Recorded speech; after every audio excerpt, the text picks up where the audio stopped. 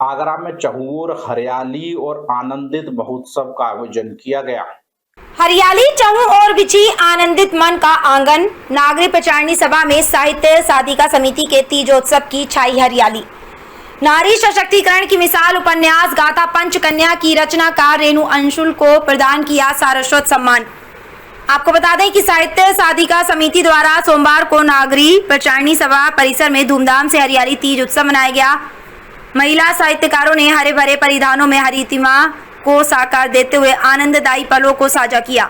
सचिव डॉक्टर यशोधरा यादव यशो ने मनोभाव यूं व्यक्त किए, आया मन भावन सावन शिव शक्ति का है अर्चन, हरियाली चहु और बिछी आनंदित मन का आंगन।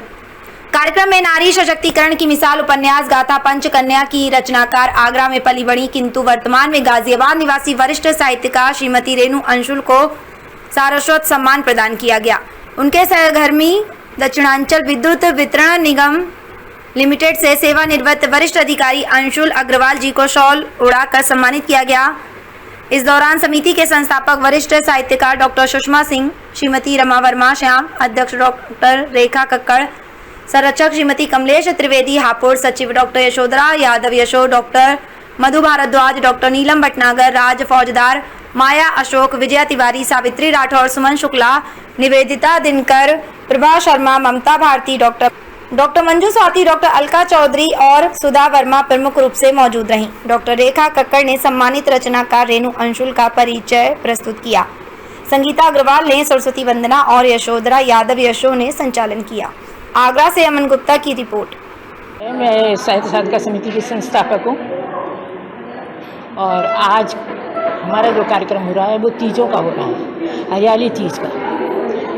तो उसमें सारी हमारी महिलाएं उपस्थित हुई हैं और साहित्य साधिका समिति एक वरिष्ठ साहित्यकार, उत्कृष्ट साहित्यकार, विदुषी बहन रेणु अग्रवाल का सम्मान करने जा रही है, जो हमारे लिए गौरव की बात है। मैं डॉक्टर सुषमा सिंह, संस्थापकों में से एक हूँ साहित्य साधिका समिति की। आज हम लोग सारस्वत सम्मान दे रहे हैं रेणु अंशुल जी को और आपकी साहित्य सेवाओं को हमने जाना तो हमें लगा कि हमें इनका सम्मान करना चाहिए, तो हमने इन्हें आमंत्रित किया और ये खुशी से तैयार हो गई। ये हम लोगों की सौभाग्य की बात है। आज के हरियाली तीज का मुख्य आकर्षण क्या रहा? हरियाली तीज का मुख्य आकर्षण गाना बजाना, सावन के गीत, वर्षा पर कविताएं।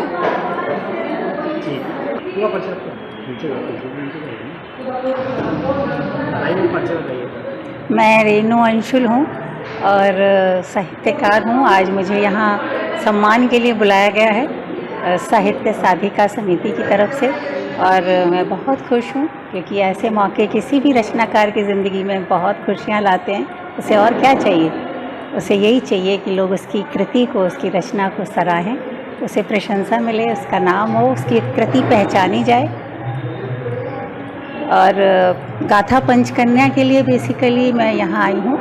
गाथा पंचकन्या मैंने इसी साल रिलीज़ हुई है, लॉन्चिंग हुई है उसकी, और ये पौराणिक पात्रों के ऊपर कहानी है। आप सभी ने सुना होगा कि हमारी जो पंचकन्या है उन्हें शास्त्रों में बहुत पवित्र माना गया है और ऐसा कहा जाता है कि अगर कोई सुबह उठकर इनका चेहरा देख ले तो उसका दिन बहुत शुभ होता है।